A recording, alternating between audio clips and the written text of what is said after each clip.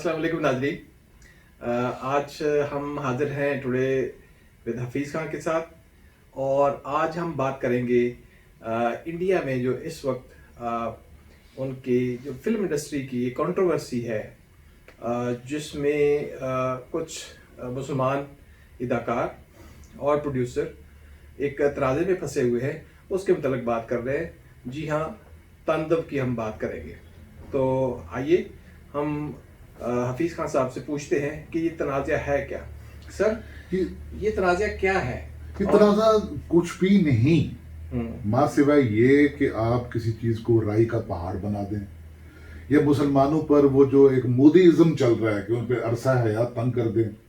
इनमें कसूर क्या है? कसूर ये है कि वन ऑफ द प्रोड्यूसर्स जो हैं तांडव, ये बेसिकली एक सीजन जिसके 9 एपिसोड चले हैं अभी तक प्राइम पे, तो उसमें बदकिस्मती से उसका जो वन ऑफ द प्रोड्यूसर्स, मैं कह रहा था कि वो मुसलमान है, उसका जो डायरेक्टर है जफर अब्बास गालबन नाम है उनका, वो मुसलमान है, और एक उसका जो अदाकार जिसका नाम उनके देवता पे है, शिव पे, और जो अपनी स्टूडेंट की जो यूनियन की सरगर्मियों से अलहदा होकर वो अपनी तहरीक बनाता है, जमात बनाता है तांडव के नाम से।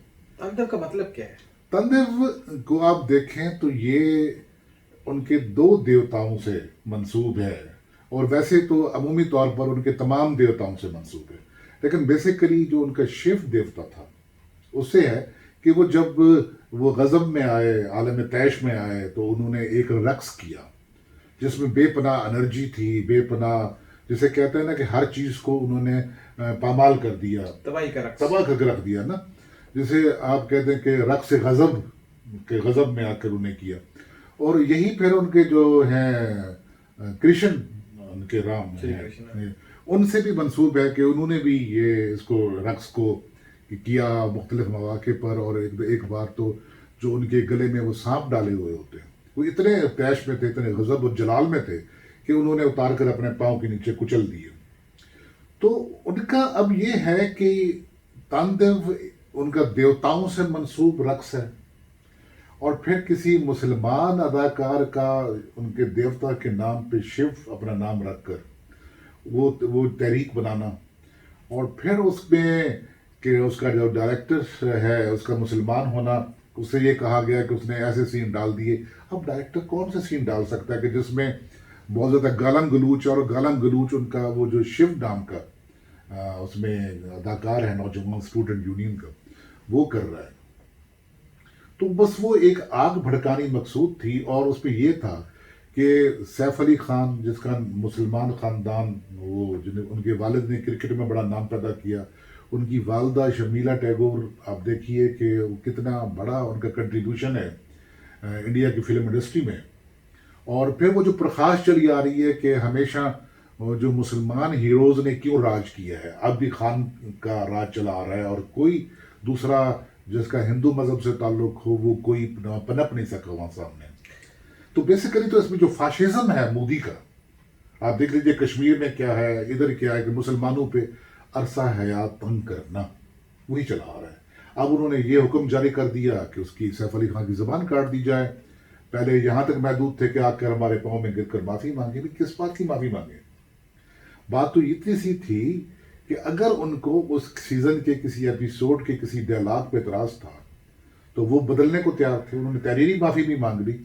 लेकिन असल में है क्या कि इस सीज़न ने उनकी जो पावर पॉलिटिक्स है इंडिया की, उसको बुरी तरह से एक्सपोज किया है। जो उसके अंदर जो प्लॉट किरदार थे वो उनके, और मैं समझता हूँ कि ये सैफ अली खान की ज़िंदगी का बेहतरीन किरदार जो उसने परफॉर्म किया, और इसमें इसी तरीके से उनकी जो वालदा का रोल किया डिम्पल कपाड़िया ने, उनके बाद इतनी अच्छी एक्टिंग पहले से नहीं देखी गई, और आदमी टिकटकी बांध के देखता रहता है। और ये जो हमारा तुर्की का ड्रामा आया था उर्तुल, तो उसके उन्होंने मुकाबले पे ये बनाने की कोशिश की सैफ अली खान ने, लेकिन उसके अपने ही मुल्क के लोग उसके खिलाफ हो गए।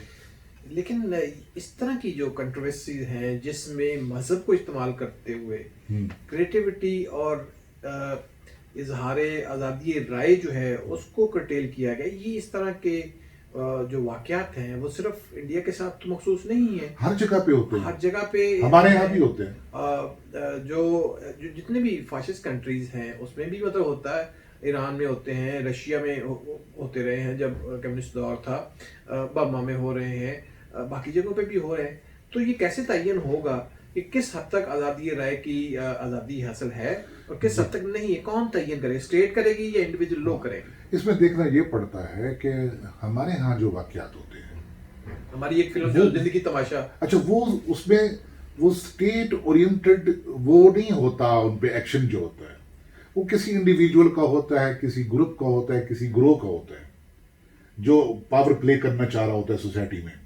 لیکن آپ نے باقی جتنے یہ نام گنوائے ہیں ملکوں کے، وہاں پر اور خاص طور پر انڈیا میں، وہاں پر تو ان کی جو حکمران جماعت ہے اس نے اس پالیٹکس کو، پاور پالیٹکس کو اور اس طریقے سے کچلنے کو ہر طریقے سے جنم دیا ہے کہ اب دیکھیں نا انہوں نے پچھلے سال سے کیا کیا کہ کشمیر میں مسلسل لاک ڈاؤن کیا اور کشمیر کے 3 حصے کر دیے جو ان کے اپنے آئین کے خلاف ہے. بات چیت ان کے آئین میں پرووائڈڈ نہیں ہے اور انہوں نے اپنے آئین شکنی کی ہے.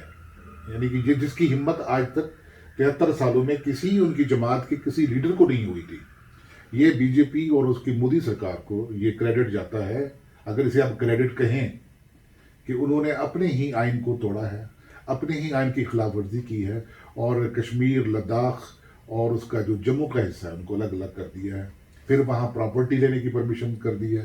پھر آپ اسی طرح دیکھیے کہ انہوں نے ایک اور قانون بنایا برنامہ زمانہ کے اس خطے بھر کے جتنے بھی ہندو ہیں وہ اگر آ کر رہنا چاہیں انڈیا میں تو ان کے لیے کھلی آزادی، ان کو شہریت بھی ملے گی اور وہاں کی جو مسلمان آبادی ہے اسے پھر سے اپنی شہریت کے تقاضے پورے کرنے پڑیں گے. لیکن اس طرح تو یہ انڈیا کا جو معاشرہ ہے اس کو 2 متضاد سمتوں میں کھینچنے کی کوشش نہیں ہو رہی کہ ایک طرف تو وہ ایک پروگریسو سوسائٹی چاہتے ہیں، وہ وہاں پہ ڈیولپمنٹ چاہتے ہیں اور انہی خطوط پہ چل کے پروگریس کرنا چاہتے ہیں جس پہ ویسٹ نے کیا ہے، لیکن دوسری طرف وہ اپنے معاشرے کو انتہا پسند بنا رہے ہیں، تنگ نظر بنا رہے ہیں، اقلیتوں کے اوپر ظلم کرنے کی ایک روایت بنا رہے ہیں اور اس کے قانونی تحفظ دے رہے ہیں. تو اس طرح تو یہ معاشرہ جو ہے بکھر جائے گا، توازن بکھر جائے گا. میرے خیال میں آپ دیکھیے گا کہ یہ جب مودی کی حکومت ختم ہوگی تو اس وقت انڈیا کا چہرہ بالکل بدل چکا ہوگا. بھارت کا چہرہ، وہ چہرہ جو اس کا 47 میں سامنے آیا تھا، جو کہا جاتا تھا کہ جناب اس میں ڈیموکریسی ہے اور جناب اس میں لبرلزم ہے اور اس میں سیکولر گورنمنٹ ہے، سیکولر سسٹم ہے، ہر کسی کو، اور وہاں دکھاوے کے لیے مسلمان صدر بھی بنائے گئے، سکھ صدر بھی بنایا گیا، گیانی ذیل چند کی بات کر رہا ہوں میں، ذاکر حسین ذاکر حسین. تو لیکن یہ سب دکھاوے کی باتیں تھیں، کبھی بھی وہاں اقتدار مسلمانوں کے پاس نہیں آیا. حالانکہ مسلمان وہاں اتنے ہی ہیں جتنے ہمارے پاکستان ملک سے زیادہ ہیں. تو میں یہ سوچتا ہوں کہ یہ جو انہوں نے وہاں تباہی پھیلا دی ہے یہ صرف مسلمانوں کے لیے نہیں ہے، وہاں کرسچن بھی ان کے ٹارگٹ پہ ہیں، سکھ بھی ان کے ٹارگٹ پہ ہیں اور دوسرے جتنی اقلیتیں ہیں وہ ساری کی ساری ان پہ ٹارگٹ ہے. وہ پورے ان کو جو ہندتوا کی یہ تحریک ہے وہ پورا اس کو اپنے اندر بنا کر وہ کہتے ہیں کہ یہ ہندوستان صرف ہندوؤں کے لیے ہے اور کسی کے لیے نہیں. اس میں تو سیف علی خان کے خلاف یہ پرخاش بھی ہے انہیں کہ اس نے اپنے بیٹے کا نام تیمور کیوں رکھا، اور اس پر بھی ایک نیریٹو سامنے آیا کہ جناب یہ جو ہے تیمور وہ جد امجد تھا یہ مغلوں کا، اور ظہیر الدین بابر وغیرہ جتنے حکمران ادھر آئے اور انہوں نے آ کر انڈیا پہ حکومت کی اور ایک عرصے تک حکومت کی، تو یہ تیمور اس کے نام پہ کیوں رکھا ہے؟ کیا یہ پھر کوئی بربادی لانی اس میں مطلوب ہے یا کیا ہے؟ یہ میں سمجھتا ہوں یہ بچوں جیسی باتیں ہیں ساری کی ساری. اس سے کوئی انڈیا کی بھلائی نہیں ہونے جا رہی. وہ سچ کہتے ہیں کہ انڈیا کے 2 چہرے ہیں. انڈیا کا ایک چہرہ ہے جو ہم ٹی وی سکرین پہ دیکھتے ہیں، جو ہم ان کی دیکھتے ہیں کہ بڑے لبرل ہیں، بڑا وہاں فیشن ہے، فیشن انڈسٹری ہے، دنیا کی سب سے بڑی منڈی ہے. اور ایک انڈیا کا وہ چہرہ ہے جو آپ اپنی آنکھ سے، ننگی آنکھ سے دیکھتے ہیں کہ وہاں پر کیا ہے، وہاں فٹ پاتھوں پہ کتنے لوگ سوتے ہیں. وہاں کا اب تک سب سے بڑا جو مسئلہ ہے وہ ٹوائلٹ کا ہے، بیت الخلاء کا، کہ ان کے پاس یہاں تک نہیں، کھیتوں میں جاتے ہیں، بہت بڑی آبادی، اور پھر وہ کس چیز پہ زوم کرتے ہیں اور کس چیز پہ اتراتے ہیں، اور وہ کسی اور دوسرے کو جینے کا حق نہیں دینا چاہتے. کون سا ہمسایہ ملک ہے جس سے ان کی وہ نہیں چلی آ رہی ان کی پرخاش؟ نہ اس سے پاکستان محفوظ ہے، نہ اس سے بنگلہ دیش محفوظ ہے، نہ ان سے نیپال محفوظ ہے، نہ بھوٹان محفوظ ہے، نہ مالدیپ محفوظ ہے. وہ اپنی تمام ہر چیز پر غاصبیت جمانا چاہتے ہیں. اور اب پھر آپ دیکھیے کہ یہاں پر کیا کہ افغانستان میں بیٹھ کر ہمارے خلاف سازشیں. تو یہ ساری باتیں چلنے والی نہیں ہیں، تو انہیں دیکھنا چاہیے. اور اب دیکھیے کہ ہم کتنے فخر سے کہہ سکتے ہیں کہ اگر قائد اعظم محمد علی جناح یہ پاکستان نہ بناتے اور ہم اسی جو غیر منقسم ہندوستان تھا ہم اس کا حصہ ہوتے، تو ہمارے ساتھ وہی سلوک ہو رہا ہوتا کہ جو آج سیف علی خان سے ہو رہا ہے. سیف علی خان کے خاندان کی کتنی قربانی ہے، کتنا کنٹریبیوشن ہے ان کی اپ لفٹ میں، ان کا ایک اچھا چہرہ دکھانے میں دنیا بھر کو. اور وہ کہتے ہیں کہ اس کی زبان کاٹتے ہیں. میرے خیال میں یہ اس سے زیادہ میرے خیال میں بات ہو نہیں سکتی ایک ذلت کی، فاشزم کی.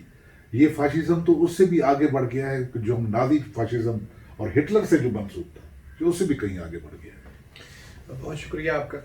ناظرین، آپ نے اس گفتگو کو امید محظوظ ہوئے ہوں گے اس سے، اور مجھے اس سے جو سبق ملا ہے وہ یہ ہے کہ کوئی معاشرہ اگر تخلیق کرنا چاہتا ہے سائنس میں، آرٹ میں، کرافٹ میں، تو اس سے ٹالرنٹ ہونا پڑے گا. اور ٹالرنس جو ہے وہ ہمارے مذہب کی، جیسے ابھی بات کی انہوں نے ہمارے مذہبی سیاسی زعماء کی، تو ہمارا تو مذہب جو ہے وہ ٹالرنس کی بات کرتا ہے.